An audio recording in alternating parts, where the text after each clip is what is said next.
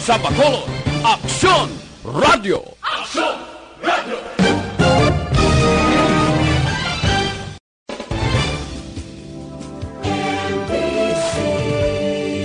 Manila Broadcasting Company.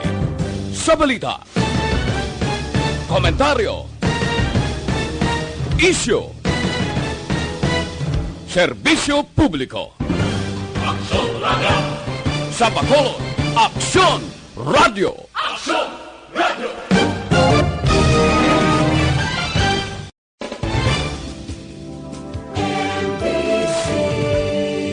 Manila Broadcasting Company. Sa balita, komentaryo, isyu, serbisyo publiko. Aksyon Radio! Sa Bacolod, Aksyon Radio! Aksyon Radio!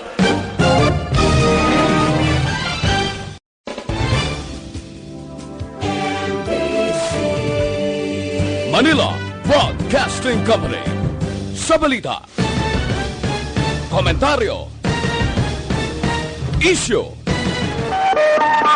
Aksyon Radio Philippine Standard Time, las 6:32. This time check is brought to you by ACS Manufacturing Corporation, ISO certified, world-class quality. Oras ginadulong sa inyo sang Alexan. Laban sa sakit ng katawan, laban lang Alexan. Action Reports, second portion. Di kalidad, kag madalong ng mga analisis sa pinakainit na balita sa bilog na probensya kag nasyon. Action Reports, second portion. Patas kag balanse na komentaryo sa mga issues kag mga balita nga nag-aapekto sa mga pumuluyo sa adlaw-adlaw nga tanan. Action Reports, second portion. Puput sa veterano kag respetado nga komentarista. Aksyon Fred Salanga. Karon nga adlaw, Lunes, pitsa 11 na, bulan sang Mayo, tuig 2020. Alin karong nga adlaw, 5 na lang kaadlaw ang nabilin, kag magapaabot naman kita. Kon bala ang syudad sa Bacolod, ipaidalom. Maganubo siya padulong sa General Community Quarantine. Ga-monitor kita kay Mayor Bing Leonardia kahapon. Ang desisyon sini, hindi pa gani. Iya sang local government unit kon i-downgrade mo siya sa General Community Quarantine. Kay suno kay Mayor Bing, karon nga adlaw, ipadala pa nila ang ila rekomendasyon sa National IETF. Ang ginaproponer nga executive order nga ipaidalom ang syudad sa General Community Quarantine. Nga magatakop na siya Biyernes, Mayo 15. Pero kinahanglan pa nga ang rekomendasyon aprobahan sa IETF National. Isa ini sa mga ginarekirar nga antes ka magsaylo sa General Community Quarantine, kinahanglan may pahanugot sa National IETF. Kay siling kahapon ni Mayor Bing, kinahanglan hindi naton pagulpihon, amat-amaton lang. Ang nagligad nga statement na ligad nga si Mana, niya basi mabugat. Nakauyong ko to sa tinagaya. Nga basi mabugat, hindi paggulpihon. Pero, may mga rekomendasyon sila. Ang rekomendasyon, kung bala, kung manaog man sa General Community Quarantine, kinahanglan nga kung pwede, ipatuman sa gihapon ang ad-kag-even scheme diri sa syudad sa Bacolod. Pagkatapos ang home quarantine pass, kag pila pa ka mga ginapatuman diri sa syudad sa Bacolod. Depende na kung aprubahan. Dali ba lang niya? Kung ipadala karong adlaw, posible buwas, may resulta na ini. Kag depende man sa sitwasyon sa isa ka syudad, banwa, kung bala ang tanan nga mga ginapatuman sang banwa kag syudad, ginsunod man sang mayoriya naton ka mga pumuluyo. So, hulaton ta sa Biyernes pagkatapos sang Mayo 15 nga magatakop na ang enhanced community quarantine. Ang probinsya yan na naog na sa General Community Quarantine na syudad sa Bacolod nagpabilin ma-extension kita hasta Mayo 15. So ang desisyon iya sang nasyonal.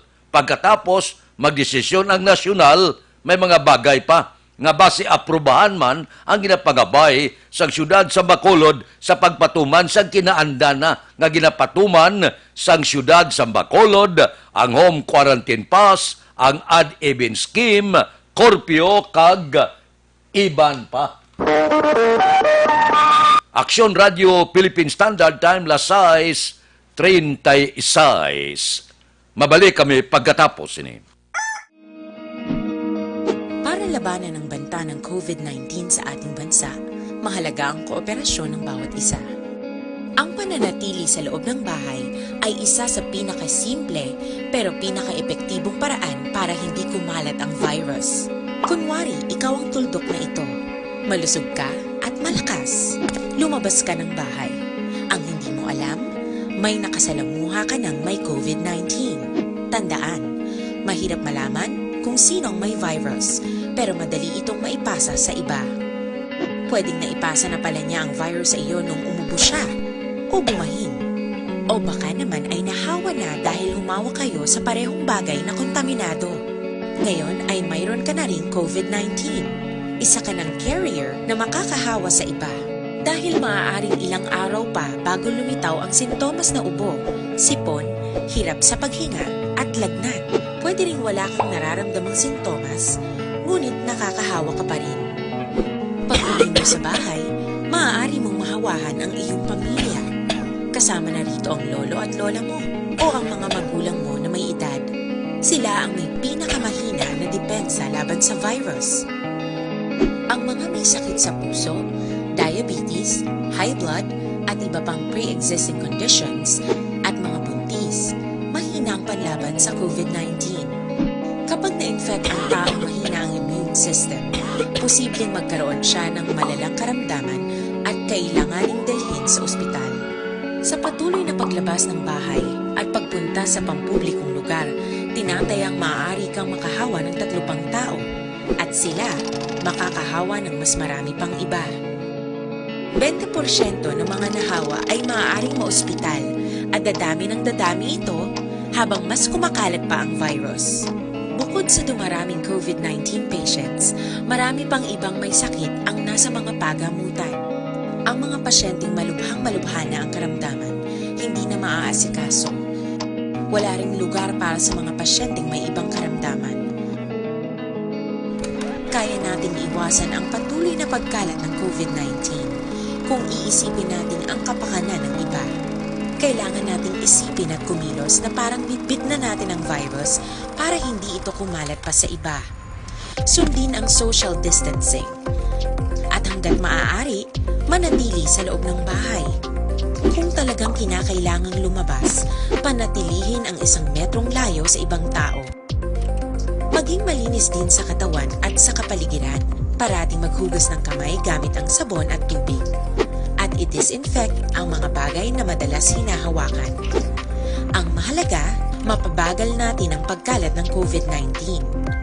Para mas kakaunti ang mga kailangang magpa-ospital at mabawasan ang mga Pilipinong magkakasakit. Magiging epektibo lamang ito kung mananatili tayo sa bahay. Sundin ang social distancing. Isang maliit na sakripisyo para sa buhay ng kapwa nating Pilipino. Tulong-tulong tayo. Let's beat COVID-19.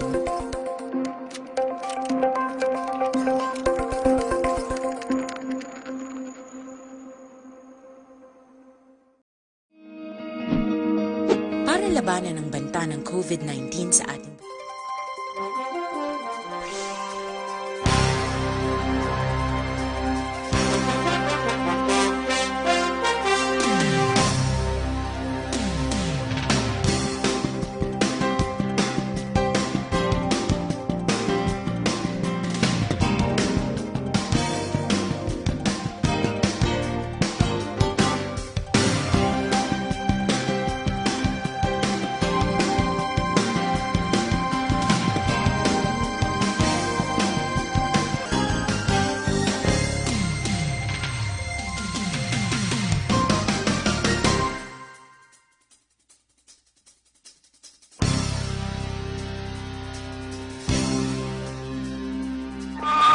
Aksyon Radio Philippine Standard Time, las 6:41 na. May ara, pila ka mga pangabay ang mga alkalde sa pagpanguna ni Mayor Bing Leonardia, presidente sa League of City Mayor sa bilog nga pungsod Pilipinas kay Presidente Rodrigo Duterte. Kag sumuman sa mga ahensya sa gobyerno nga nagapatigayon sining Special Amelioration Program. Ano ini? Nga posible ba siya aprubahan man? Atong nakabaton sa nagligad, kundi damo to kabaton, iba na iskandalo pa gani. Iba na sa listahan, 6,000, 300, 3,500 lang inabaton. Iba na kadamo reklamo nagsalaka na. Kag ginaimbestigar na. Kag mga tubang kaso. Karon, siling sa mga alkalde sa pagpamuno ni Mayor Bing, nga pangabayon nila, si Presidente Rodrigo Duterte kag pila ka ahensya nga nagapatigayon sa ning Special Amelioration Program nga tong nakabaton, hindi nakabaton sila. Ate, may mga kaso nga wala nakabaton kasuhon lang na ya. Ngang masunod nga tranche, ihatag sa wala pa nakabaton. Kay duwani mo, Mayo kag Abril, duwani. Dua ka tranche ko nagbaton ka sumong 5, pagkabulan sa Mayo, another 5. So, ang benepisyaryo sa nakabaton subong, amo man ang benepisyaryo sa sunod nga tranche sa paghatagay. Te pangabaya sang mga alkalde, sa pagpamuno ni Mayor Bing, nga kung mahimo, lain naman nga mga tao at wala nakabato naman, amo ang masunod nga tagaan. Ina dipindi pa ina, kung aprubahan ina sa ibabaw, nasyonal. Kay maayo giman mong ina, masalama bala. Ang iban tiga puti lang kalimutan wala kabaton. Ang iban nga daw hindi kilala, nga hindi malista, wala makabaton Subong laming at sang gutom kag kakulangon sa pagkaon. Kaya ako na to sa hindi gimantanan, may ara giman mga bintahuso Ngang kilala lang nila ginabutang la sa listahan. Ang iban kon makahatag 500 sa kalibo sa 5,000 nila, among ila pasulabiyon, di amak man nga iskandalong natabo. So kung ano ang mga resulta sini sa ginaayo sa mga alkalde sa bilog nga pungsod Pilipinas nga ang masunod nga ipanagtag sa wala naman makabaton. Depende ina, sa nasiling ko na, wala pa ina maaprubahan. So galutaw pa ina sa tugabang. Pero, kung maaprubahan, ang wala makabaton, posible makabaton. Sang 5,000, 6,000, hasta 8,000. Dire sa Bacolod, 6,000, no? Kabay pa nga, aprubahan ina, parang everybody happy, bla? Maglapta man ang grasya, hindi lang kaya nakabaton subong, pagkabulan sang Mayo, another tranche, sila man gyapon ang kabaton. No? Wala matagasiling hindi Mayo ina nga liwat makabaton kaya daw ginakulang mangyapon, pero mas Mayo gidi nga maglapta ang grasya.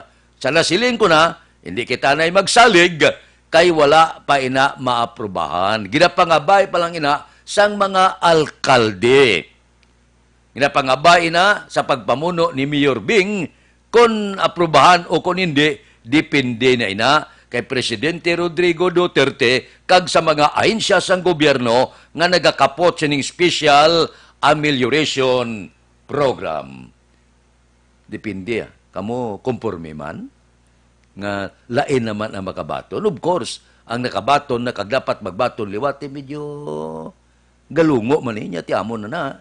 Nagsiling nga gobyerno nga duwani ka tranche. Una, subong, dason kami magyapon, pero depende na, no? Base kung aprubahan, i-share taman ang blessing naton. Pati dahon taman, ang wala makambit, maambiton taman. Aksyon Radio Philippine Standard Time, las 6:45. Mabalik kami pagkatapos ini.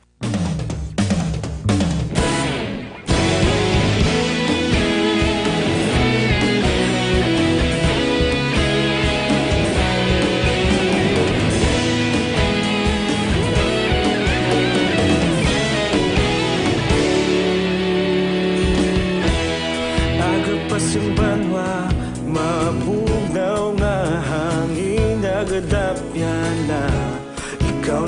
ginapamatian namon ginasandigan. Tingog sang probinsya, kamatuuran ginapalap na. Minsay nga may dala, paglaom kag kasanag. Tinuig na nagligan, ikaw gihapon ang ako nga istasyon. Sa pagbutlak sang adlaw, sa pagtuhaw sang biton. Mga balita nga may dala inspirasyon. Aksyon radyo, bakolod man sa gihapon. Padayon aksyon radyo, bakolod saludo sa imo. Padayon aksyon radyo, salamat sa pagserbisyo. Patas kag balanse, matuod nga mensahe, wala sang ginadang pilihan. Padayon aksyon radyo.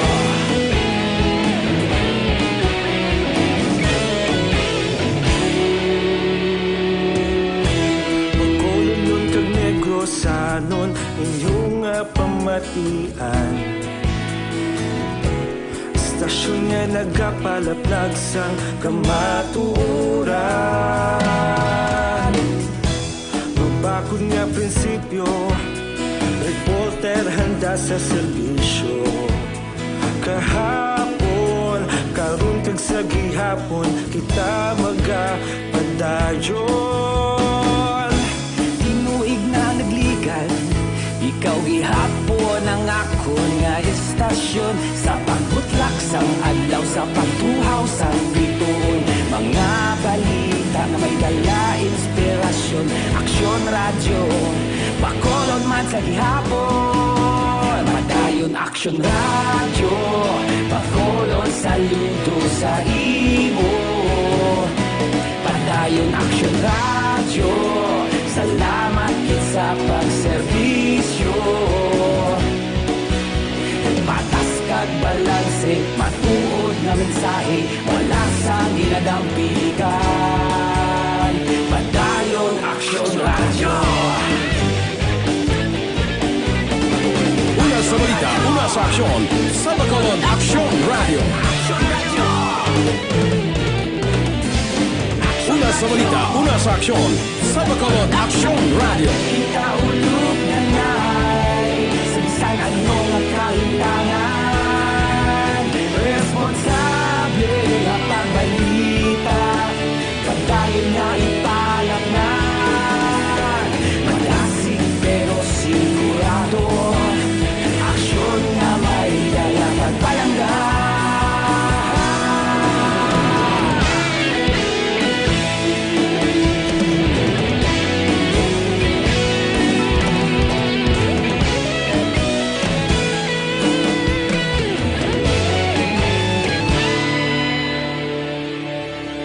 Padayon aksyon radyo, bakolod saludo sa imo.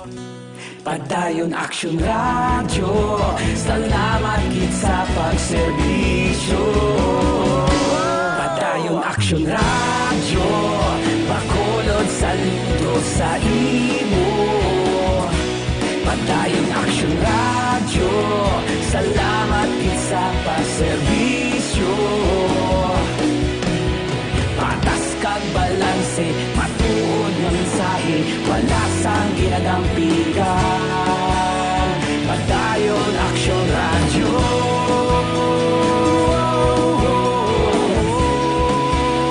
Padayon aksyon radyo. Is 50 na. Karon nga adlaw, rapulo na sang Korte Suprema ang petisyon sining television network, ang ABS-CBN, iniya batok ha, sa order lang sang NTC. Dumdum kamo ang National Telecommunications Commission nagbando nga ipasira ang among television network pagkatapos nga daw medyo madyutay nga pressure gikan sa Solicitor General kayo si Calida. Gintulon gid sang NTC ang ginduplaya dinilapan niya liwat nga tagaan provisionary nga otoridad ang among television network nga temporaryo maka-ire siya bangod kay ginatalakay pa sa Kongreso ang prangkisa sang among television network. So nagdangat ng petisyon sining television sa Korte Suprema. Karon nga adlaw, Lunes, may balanta pero hindi pa ni talakayon dayon, butangan pa ng mga miyembro nga in charge sa petisyon. Kung kaday sinoda, rapulon ina kung di magtupa ina nga sala kung sino nga Korte Suprema nga miyembro ang makauyat sini nga petisyon. So, hulaton tayo ni. Kung kaday sino ini, kag ang importante sa tanan kung ano ang mangin desisyon sang Korte Suprema. Pero kapanindugan gyapon ang Kamara nga sila lang ang may sulo nga otoridad sa pagrinyo sa prangkisa. Tiyo galing kadugay naman sini. Alin pa sang sitin Congress ini, wala gyapon gintalakay. Nag-expire lang. So gatudluan na sila. May arangkahon ni Speaker Alan Peter Cayetano ng Intise kag ang Solicitor General. Tanan-tanan na lang. Pero ang iban nga mga kongresista, ang inatudlo na niya daw manginluwas si Speaker Alan Peter Cayetano. Niya imo na obligasyon, nga wala mo gintalakay, nag-expire lang. Damo ng tinudloan na ya. Pero ang importante, ang pagtalakay sini. Number 1, ano ang mangin desisyon sa Korte Suprema sa petisyon batok sa National Telecommunication Commission? Ikadua, ano ang mangin desisyon sini sang kabilugan sang Kamara? Base kon talakayon ini, sobrang 200 na lang membro, pero sigurado na kita ya, pagsaka sa Senado, aprobado ini ang prangkisa sa among television network. So, ang anunta, ang mangin desisyon sa Korte Suprema. Porte man, si Kalida, wala man gapahuay mo, gaarangkada man, porte ni. Si Kalida, lin sa una ni, porte ni, nga pagka-abogado, ti karon Solicitor General. Ang iba niya, ginabaso nila si Presidente Rodrigo Duterte, niya daw tinakpan niya sungadya, kaya siya man Japon, ang may sisini sa tanan nga mga ahinsya sang gobyerno. Pero para sa akon, daw ini gani magpahilabot ang Presidente. Nagsiling man siya nga itugya niya sa Kongreso. So hulaton ta kung ano ang mangin kapalaran sining television network. Di subo makita magyapon sila sa mga YouTube. Di gagwa magyapon sila. Mas mayo na gid. Kiti wala na gid buwis. Pero kung wala tax, pirdi ang gobyerno. Pitsarabla. Kung bilyon na bayad mo nga tax ang ibig sa aton gobyerno, kung ano ang mangin kapalaran sa mga linibo ka mga empleyado nagadepende na sa Kongreso. Aksyon Radio Philippine Standard Time, Lasay 54. Mabalik kami pagkatapos ini.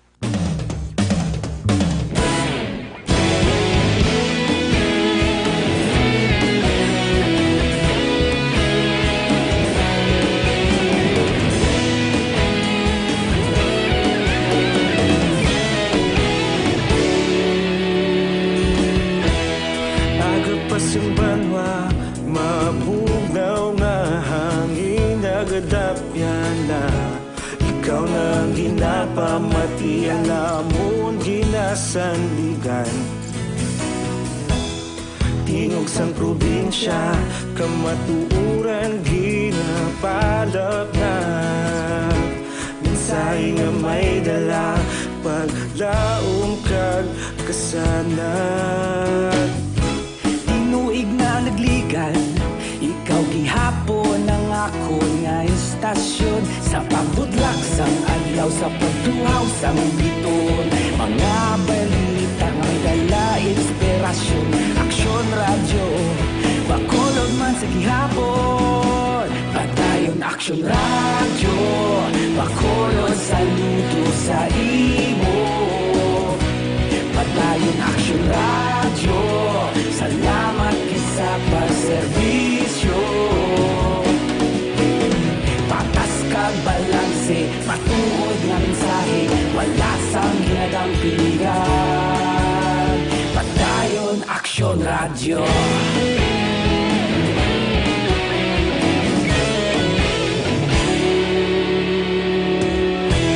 Makulunod kag Negrosanon inyong pamatian. Istasyon nga nagapalaplag sang kamatuuran. Mabakod nga prinsipyo, reporter handa sa serbisyo.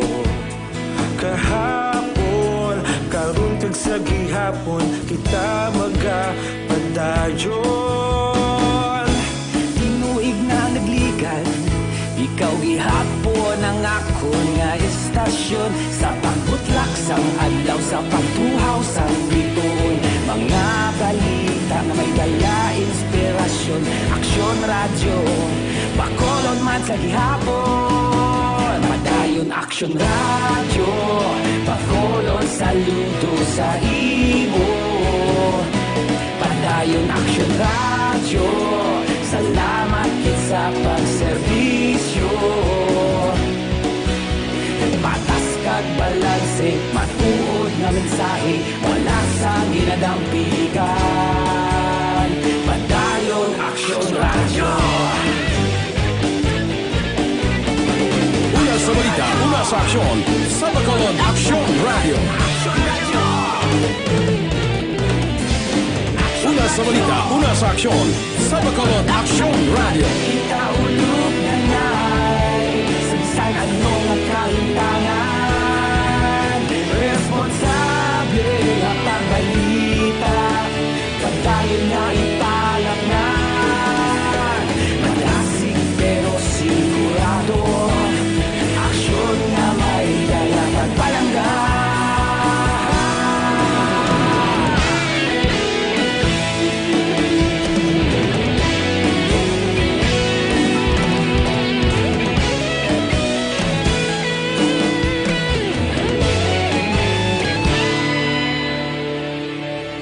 Aksyon Radio Philippine Standard Time, lasay 58 na, standby na sa aton Aksyon Balita Morning Edition. Liwat magaduloong sa aton sa mga balita lokal, national, international, sports, kag artista. Upod kita, kay Aksyon Boy Duran, kag Aksyon Dorel Cabato, Aksyon Fred Salanga, una sa balita, una sa aksyon, sa Bacolod, Aksyon Radio.